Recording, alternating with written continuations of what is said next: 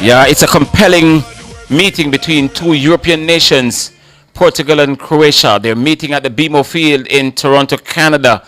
Game kicking off in just about 24 minutes from now. We've got the starting lineup, and let's just go straight into it. Cristiano Ronaldo is leading the line for Portugal today, and they're employing a 4-2-3-1 formation. Bruno Fernandes, there's Rafa Leo. He gets the start, the flying AC Milan left winger, and Pedro Neto. They'll provide the creativity and support from midfield. There's Joel Neves and Vitinha. Of course, they'll form a double pivot, given the formation that Roberto Martinez is going with for the Portugal team today. And then in the back, there's Ruben Dias, Joe Cancelo, and Nuno Mendes, along with Renato Veiga and Diego Costa in goal. So that's a lineup for the Portugal team. For Croatia, they're also employing a 4-2-3-1 formation of their own. Luka, of course, Luka Modric and Mateo Kovacic will be in the center of midfield. There's going to be Ivan Perisic in defense, Josip Solato and Josip Stanic, along with Ante Budvio, who is leading the line for the Croatia team. Of course, a Croatia team, of course, that they do very well in transition. And today they'll be tested massively by this Portugal team, who are hell-bent on getting their World Cup for Ronaldo in what will be his swan song. The question surrounding this game: will Luka outperform Cristiano, or will Cristiano outperform Luka? Because the one who's outperformed today will be heading home and heading out of the World Cup, not just today, but bring a brilliant career at the World Cup to an end, whichever of them goes. They're two wonderful players who have given so much the beautiful game, and one will have to bow today. Who will it be? No one knows. This will be the sixth and final game at the BMO Field in Toronto. One of these two teams played there already this World Cup, Croatia. They beat Panama there by 1-0. So if it's familiarity they have to deal with, then Croatia has the edge, because they beat Panama there. And the people in Canada are already saying, wow, we missed the World Cup. 6 games the BMO Field got. That's a lot of games for one field. But this will be the final one. And what a game to bow out with. Portugal against Croatia. Owen and Calvert are still here with us, gentlemen. It's a mouth-watering prospect. We've been here salivating over this game from day. I mean, you gentlemen, every minute and every time you get a chance, you say, wow, this is going to be a big game. Well, the game is up on us. It kicks off in about 21 minutes from now. Take the first dive in, Owen. Yeah, well, I'm looking forward to what is expected to be a mouth-watering clash. When I look across both teams, I mean, it's just big name players, top quality across, from goalkeeper all the way through to centre forward. You know, on paper, it's hard to really dissect who is the stronger of the two teams, because, you know, Champions League winners, individual club standouts, but I think it will come down now to who sets up best and who keeps the ball more. Portugal likes to play, you know, small passes or short passes. Vitinha is the one who likes to get on the ball, but then, you know, you have the likes of Modric and Kovacic on the other side, who also does the same thing. Right, they can pick up a pass, they can disrupt the flow.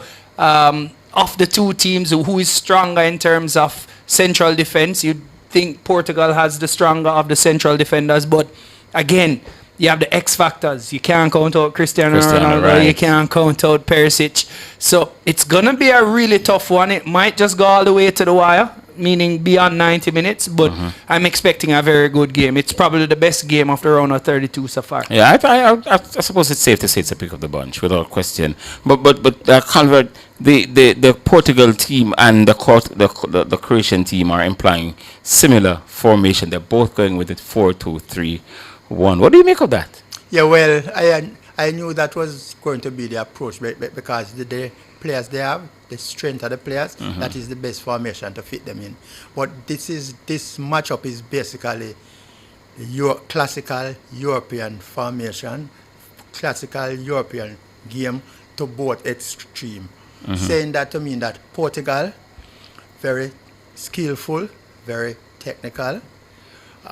Croatia, very technical, very physical. So it's a both extremes, you know. So they are going to clash today. So we're going to see which one it's either, because both of them are very technical team, but one possesses more skill, which is the Portugal team, and the Croatia team is a more physical team. So that is going to decide now which one wins out. Because in terms of playing technical football, to me, both of them are equal. Right. They're So very good manipulator of the ball, read after game, and all of that. the midfield is expected to be the epicenter of this game. There's so much quality in there. Vitinha and Luca, they're ball control masters. You've got Bruno Fernandes, who's coming off and just a wonderful season in the English Premier League. They've gone now for Rafael from AC Milan, who can charge down the left and get the crosses in. That pivotal midfield battle, to me, is where the game is going to be won. Who wins it when you look at the quality in the two teams? Well, yes. The reason why I think Leo has played today, because the Croatians are very strong and physical, but they are not that quick. So I think they are using Leo to exploit that spaces on the flank. So that should be intriguing, because they might just nullify each other in midfield, because they're two really good. It's a class act you're looking at in the midfield right. here. I was just looking at it. So maybe the wide areas are the areas that they are going to have the more success, because it will be a battle royal in the middle of the park. Who wins this midfield battle? Hard to really determine. I think after the first 15 minutes, we can probably identify who has the ascendancy. But going into the game, it's going to be very difficult to pick who wins right off the top. Based on names, etc., none of the two teams are better than each other when it comes down to the names. But how they set up, so that formation 4-2-3-1. If you have more mobility on the ball, I'm suspecting that a Portugal midfield will win. I mean, you look at Joe Neves, Vitinha, Bruno Fernandes. You've got Pedro Neto, and of course to support with Leo on the. I think Portugal going in would definitely have to start favourite amongst the midfield cadre that they have. But Luka and Matthew, Kovacic also, very strong in the centre of the midfield. I think also, just to reiterate the point, I mean, one of the things that Portugal has now is the overlapping fullbacks, the ones who Mendes and those guys, and Cancelo.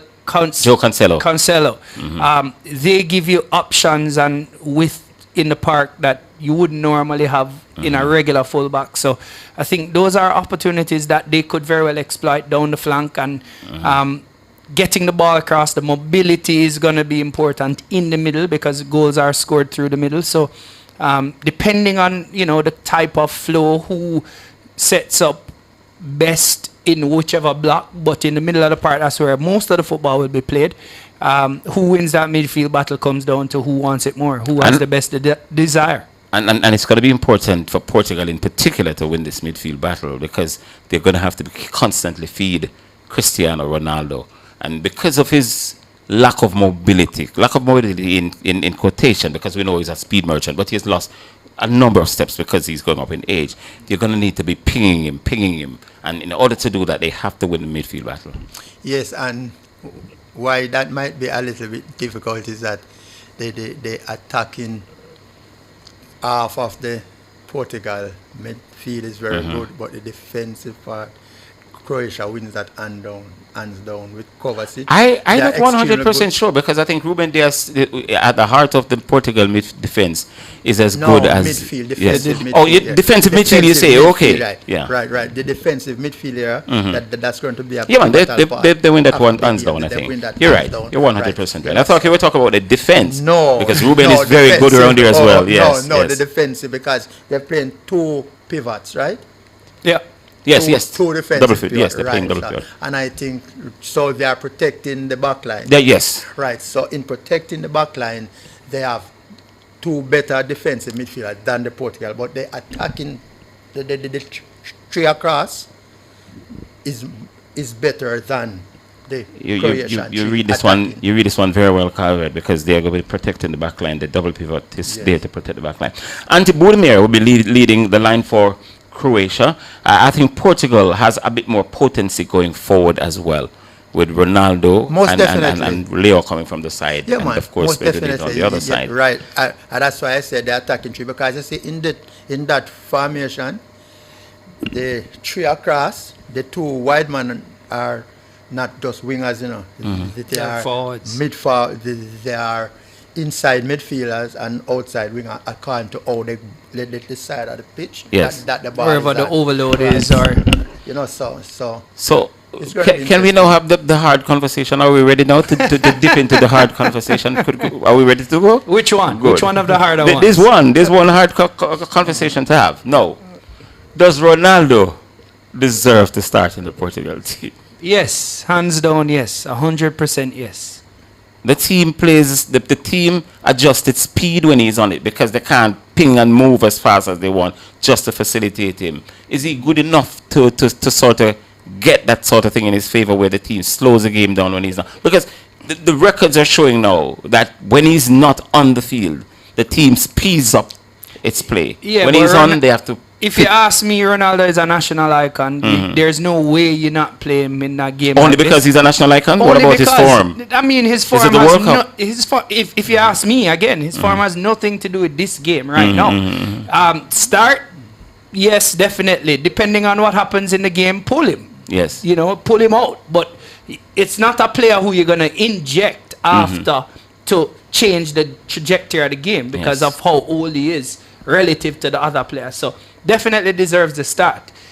On merit, probably not. It's merit I'm talking about, you Based know. on his form, Yes. no, not necessarily, and the team and what they're playing. But again, Martinez would have been a really big name coach if he decided to bench Ronaldo. Well, I don't know. I mean, people say he's afraid of Ronaldo. I don't know. But like you, I like him. I like him as a player. So I throw merit and everything out the window. I just Yeah. want to see him do well. So Yeah. I'm happy he's in the thing. But we can't ignore the fact that when he's in the team, Yeah, the team it- slows down. It affects the general natural flow of the team. Roberto Martinez, they asked him which game. I don't remember which the game he played in, and they refused to take him off. And in the post-game press conference, game. he said, "Listen, there is no way you're chasing a goal and take a Cristiano Ronaldo off the field." Yeah. Anyway, my question would be, well, I am speaking as a coach. Yes. My question would be, is there any other forward in the team that is more impressive than him? That would I would base my decision on that. Well, he's not impressive, so you can't. When, find no, most- when you look at the roster, when you Yeah. look at the roster, of Do you centre have forward, any do other- you have any other centre forward that is outperforming him? Because he And has then not I'll given them a base my chance to play, so decision you on wouldn't that. see them. He has not given them a chance to play, so you wouldn't see them. Okay. Well, they have played in club leagues. But and I will tell you this: other I am games. happy he's in the squad. I'm Yes. happy that he's starting, Okay. and I'd be over the moon if he scores. He's one of my favorite players. Yes. By the way, he's sporting a new hairstyle. When he comes out, you'll see it. I just got a glimpse of it a while ago. He just arrived Something like R9? in Toronto. No, not that one.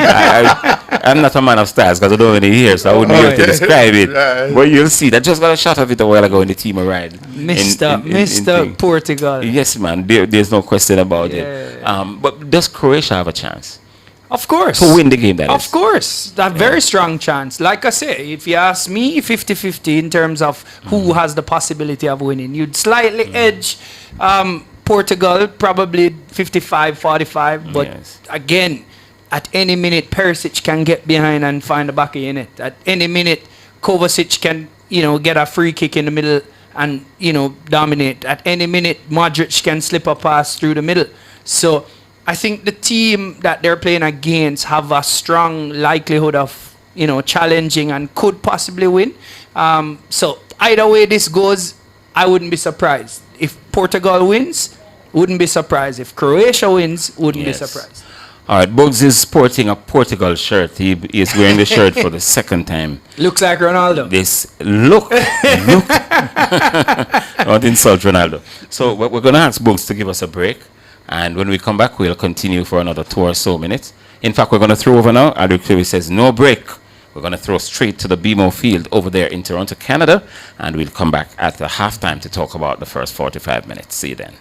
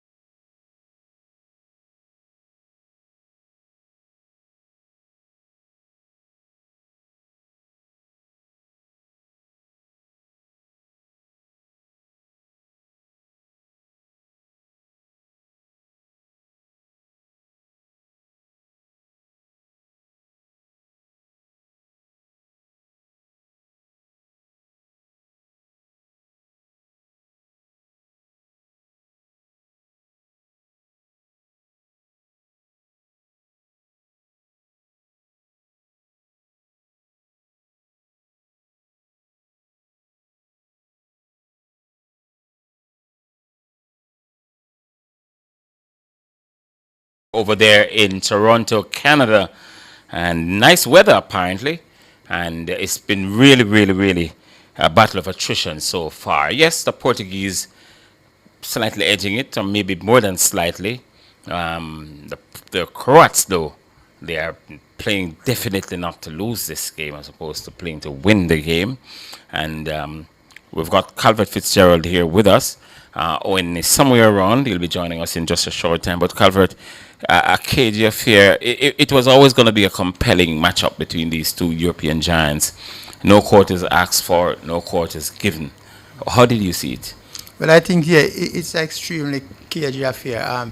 The Croats seems to be playing not to lose. They're trying to carry the game as far as possible, while Portugal is searching for opening, but they just can't find any because the Croats are so tight and so organized defensively. So it's not a very entertaining watch, but it's an intriguing watch, But I think it's only a matter of time before the Portuguese get a breakthrough, because they have so much quality players and so much players that can come up with a moment of individual brilliance. I think that is what it's going to take to breach this very organized Croatia defense. What about the big names, though? None have really shown up as yet. Yes, but because the game is so tight defensively by Croatia that they are not getting any space to work with. Because they will make a lot of passes, but if you notice, it's sideways pass and backway pass, but nothing vertical because it's just clogged up there. And when the Croats get the ball, they are just trying to keep possession in their half, hoping for an opening to slip a long pass through. So it's kind of difficult in that kind of tactical setup, right? For you to see much from the talented players, But you will have a 1 and 2 moment of brilliance, but you're not going to see that very often to how tight the game is. Yeah. Oh, and how did you see it, the first 45 minutes? Well, it was dominance, utter dominance from Portugal. You saw where, as we mentioned at the start, the width of the pitch was being used. Leo down that left-hand side got a lot of space. His pace is proving very difficult for Croatia to defend. And then when that channel closes, the right channel opens. Cancelo gets a whole lot.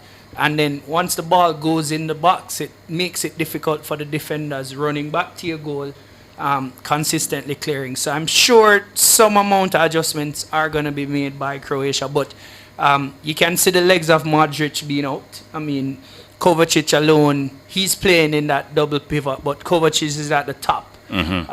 So he's the one that is expected to drive forward. But Portugal is just stifling a whole lot. What did the Croat tell you? What did the Croat tell you that what they have planned is working? Yeah. And all Portugal is doing is dominating possession of the football, because there's a thin line between possession and progression. There you go. So having the ball, but what you do with it. What if the Croats tell you that what they have put together? Well, yes. I mean, perfect. Because it looks that way to me, and coach. It does look that way. It still is possession based. And again, if you have possession, then you are creating chances. You saw where there were, a shade or two. If Ronaldo didn't get that haircut, he would have probably gotten ahead on a couple of those crosses. But the intention is very clear. Get the ball in the box and challenge for it. And then you see Pedro Neto, a couple of them making inroads into the defense of Croatia. So yes, if that's the game plan and it's working, great, good 45 minutes. But I don't think a coach will be sitting playing against a Portugal team like this and saying, hey, let this be our game plan. Because with all the players on the park, as you see, Perisic was locked down. You didn't see Modric too much on the ball, and then a number of outlet players, you don't see them showing up too much. I think this was a one-way traffic all in the first 45 minutes of Portugal. It's just that they didn't, manage to get that go-ahead goal. Yeah, Cristiano Ronaldo, I mean, he's doing Cristiano Ronaldo things, right? Well, it depends on service, at this point in his career. So I can tell you this. Look at the amount of players in front of the goal, it's extremely difficult to take shot from 20, 25 yards out because somebody's going to block it. It will look exciting and look like it's a chance, but it's not really a chance. It's next to impossible when you have 9, 10 players in front of the goal to strike from outside of the area. And the crosses now, when you're crossing the ball, a lot of crosses, but again, because so much people is in front of the goal, it's difficult for you to get clear, to get off on it. So basically, I think what Croatia is saying is, come on, break me down. And which they're gambling because it can backfire. It looks that way in their game plan. They're asking the down. Portuguese to break us down. They say, listen, we do not have the quality that you have, and we may not be able to match you. What you need to know is break us down. And Portugal has not really gotten a clear-cut opportunity in this game. You know, one or two little melees around the area. And I just think the Croats are playing to their game plan. I think they want to take it to their sense. And when I think a point I should mention, you note every sniff they get, if you notice somebody's in front of the ball. So when they strike the ball, it's going to be blocked. Yes. And for a team that is based on my observation, playing not to lose the game as opposed to playing to win the game, they've made a number of forays into the Portugal 18-yard area. They look threatening every time they get the ball. Their transition from defense to attack has been very smooth. A lot of forays down the rings. Yeah, that is because, as I said before the match, that their technical ability. These players are extremely technically good. So they can create space and they understand the game. So when they get the ball, they will always get the opportunity to break out. Players are running into space, so they know beforehand, I get this ball, I know I can put it there and we can get up forward movements going. Oh, and I was looking technically good. I was looking at Bruno Fernandes and expected him to be a bit more pronounced in the game. So it's going to be difficult. It's going to be difficult, especially two things. I mean, when definitely you think a player of his quality, he would be more impactful in the game. But in a Portugal team, when you have to share the spotlight with a Vitinha, and then just how the team plays by putting the ball, out wide, it's going to be difficult. He normally arrives. You saw where he got two chances early, and he should have done better. But yes, you want Bruno Fernandes to be doing more, but credit must be given to the Croats, because what they've done is really create a wall in the middle of the park. Field, right? So they're big, they're tall, they're strong. They've created that wall through the spine. They're giving up the width and saying, put the ball in the box. Let's challenge 1v1, and they're winning so far in that contest. Coach, you mentioned that, was it your Owen who said they look as if Lucas' legs were going? You were the one who said it? Owen, yes. Given what you saw of the first half, just assume that, what you saw was correct. Do they gamble because this is such a huge game, or do they take him out or give him a few more minutes in the second half and then pull him? Well, he's your leader, so it's going to be difficult for you to pull him, similar to what we spoke about with Ronaldo. Based on the fact that he's keeping the ball, he's not losing it, it's just that he's not fast in transition as he would have been. So I would say keep him there until, there is some kind of opening. But for now, so far game plan is working, if that's the game plan. Yes. So we are going to keep our 11 and push it all the way to the wire. All right, we're up on 7 o'clock here in Jamaica. We're going to go for a break. We're looking back at the first 45 minutes in the Portugal versus Croatia game. It's been a cagey affair, and it's a watchable game. And you can feel the game simmering. It's getting better. Something has to give, though. They've got another 45 minutes to do so. And when we come back from this break, we'll continue to talk about it until we head back over to Toronto at the BMO Field in Canada.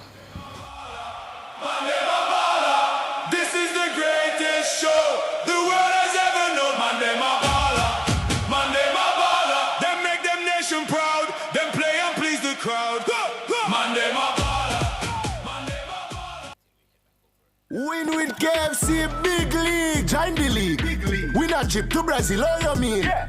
Big deal, meal deal, big match. Just buy KFC and win that. From now until July 20th, 2026, buy a big deal or meal deal for a chance to win a trip for 2 to Brazil. Courtesy of KFC. That's $500,000 cash from Best Dressed Chicken. 11 weekly winners score free KFC for a year. 65-inch TVs, smartphones, and more. Just WhatsApp your receipt to 876-784-7811 to enter and win big in the KFC Big League. Conditions apply. Authorized under Section 58 of the Betting Gaming and Lotteries. This is an important announcement from the National Water Commission. The National Water Commission is advising that construction has commenced in Montego Bay, St. James on the Phase 1 of the highly anticipated Western Water Resilience Improvement Project. Excavation work has begun in the vicinity of Hospital in Rose Hall. As a result, for the next 2 to 3 weeks, vehicular traffic has been reduced to one lane heading into Montego Bay. Motorists are advised to proceed with caution and obey all posted traffic signs and traffic personnel in the area. The NWC craves your patience and understanding as we build a more resilient and reliable water supply network to serve you. That was an important announcement from the National Water Commission. Campari, red passion. 3 bills that are for your drink and 18 bills for the floss. Aye, they are the bar, just get a text. Buy for your link up, she want make a flex. Buy a Campari, you know what's next. Ashley, I call up, wifey, don't vex. Head to your nearest community bar and get your Campari for the recommended drink price of $300 for a drink and $1,800 for the flask. Campari, red passion. Must be 18 years or older to drink. Drink responsibly.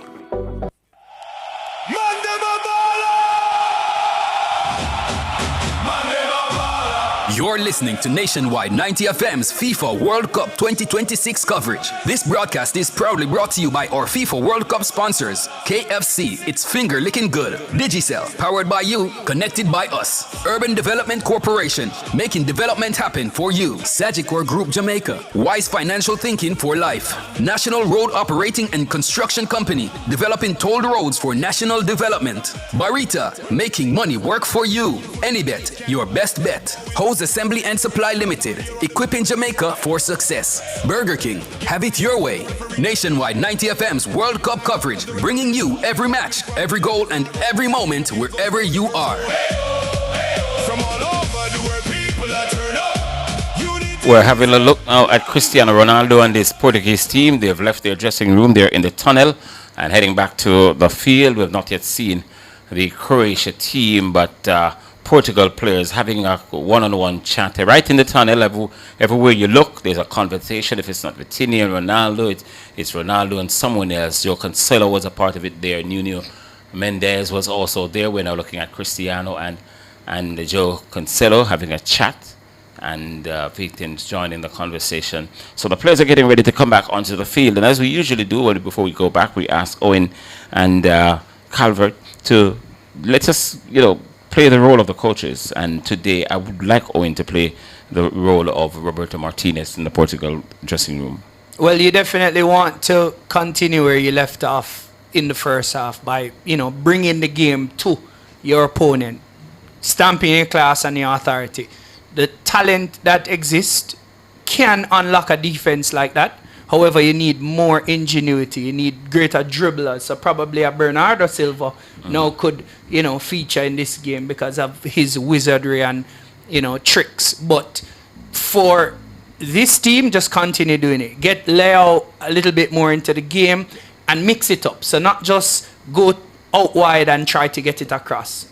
Go direct through the middle sometimes, shift it out wide. But whatever you do, try not to be caught on the counter, because this team can hurt you on the counter. Yes, they're fast. Yes, they're big, but they're smart. Yes. So they're very strong enough to know that they can catch you on the counter, and that odd goal can, unsettle this ascendancy that Portugal seems to have. And I'm giving you access to the Croatia dressing room, Coach. That's it.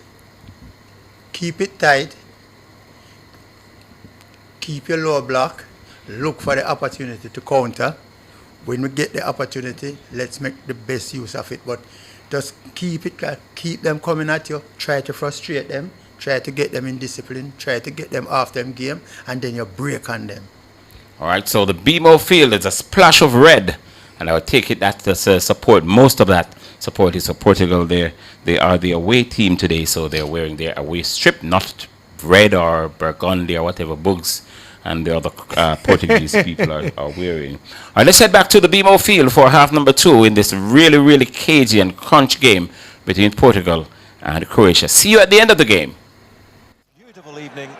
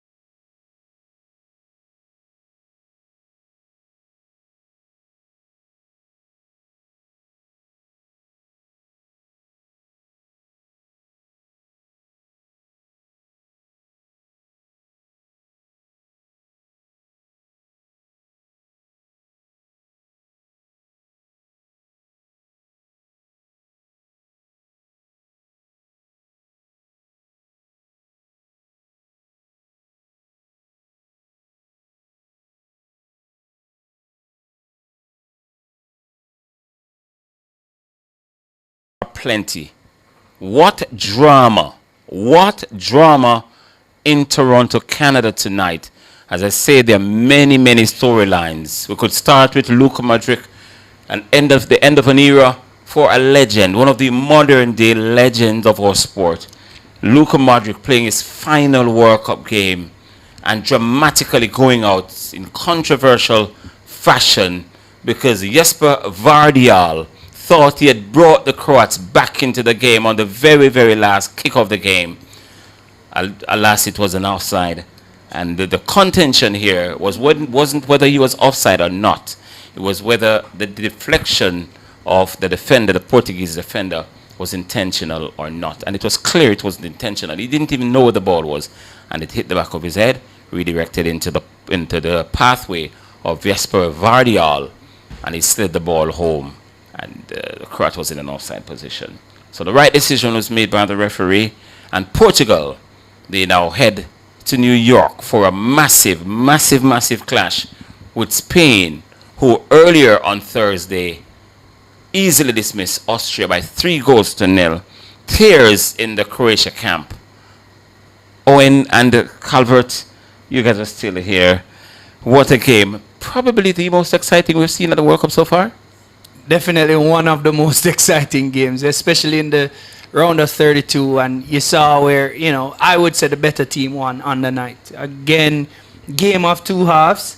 What you saw in the second half from Croatia was a masterclass. They really turned it up. They went on the front foot. They didn't just sit back in that mid to low block and defended anything. They really went on the front foot. And again, I think Martinez was a big factor in all of this, making some important changes very early, switching it up a little bit, and then, what a kind of game we saw at the end, where talent was just supreme across both teams.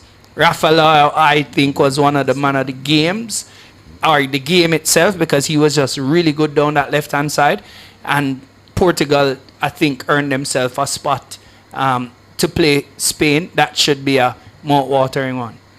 Where do you start, Calvert? Because, as I said, as you look around the park, there's so many things. The call by Roberto Martinez to take off Cristiano and put on Gonzalo Ramos, and then Gonzalo Ramos coming to get the winning goal tonight. Luka is gone. Cristiano Ronaldo, we weren't sure if we were going to see him in another World Cup game when he was substituted because it was 1-1. And they could have gone on to lose. There's so many storylines tonight. Where do you start? Well, first I'll start to say it's a proper game of football. Two halves. The first half, the Croatian team sat deep. They absorbed pressure. The second half, they came out and they played a proper game of football. But this game was decided by decisions. The decisions by coaches, decisions by referee, decisions by player. So this is total football. All aspects of the football. The physical part, the technical part, the tactical part, the coach's involvement. Martinez made a very big call, and it paid off. But if it didn't pay off, then he would be the villain. Yes, for sure. But that's how football goes. But it was a brilliant game, and the decision by the referee, well, it was the correct decision based on the rules of the game, so it's not controversial. But you are going to hear that it's controversial because of the circumstances. There were two moments in the game that I will always remember. One, the Rafael right-footed effort which hit the bar. The technique that he applied to that act. That's one.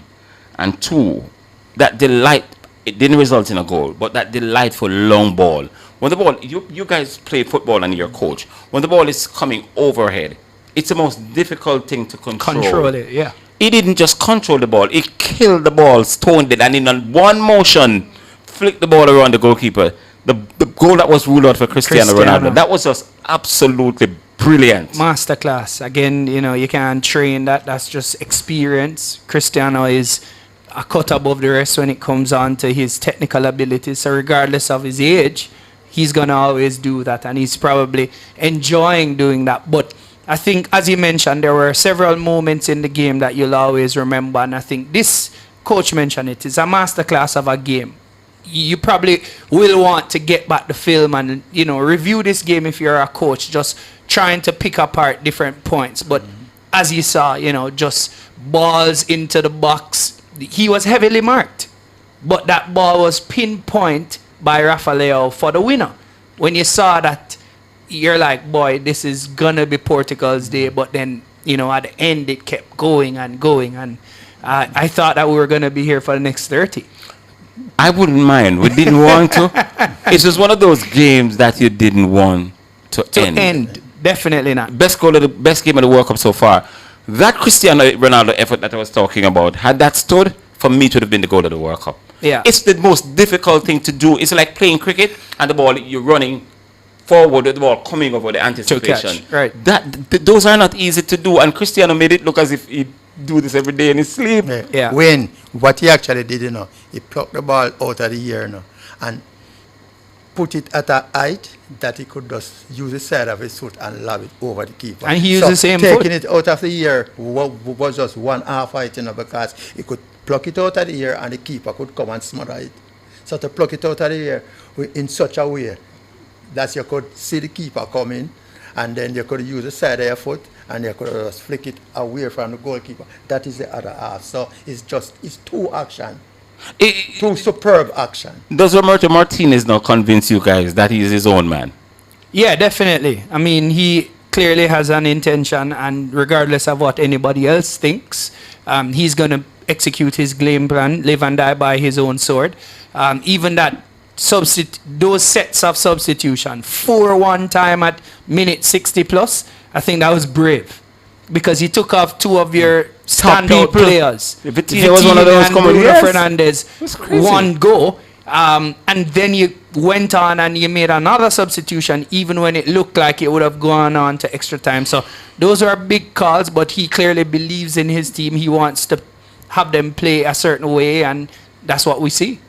We're going to wrap now, but I'm going to wrap by looking ahead, even though we're going to have time to sort of look ahead to those games. But I can't help but to ask you guys, this mashup with Spain and Portugal, Calvert, that one's going to be fire. Yeah, one mouth-watering one. I think that has the potential of being one of the games of the World Cup again. So Portugal will be involved in, you know, 2 games of the World Cup, because believe you me, Portugal is going to be a confident team now. Because as I said earlier, before the broadcast started, it's only a matter of time before the Portugal team started to play some real quality football, because they had real quality players, but they were not turning up. So I don't think they would play the entire tournament without turning up. And they turned up tonight because Croatia really came and played a tough, good game of football, you know. Yeah.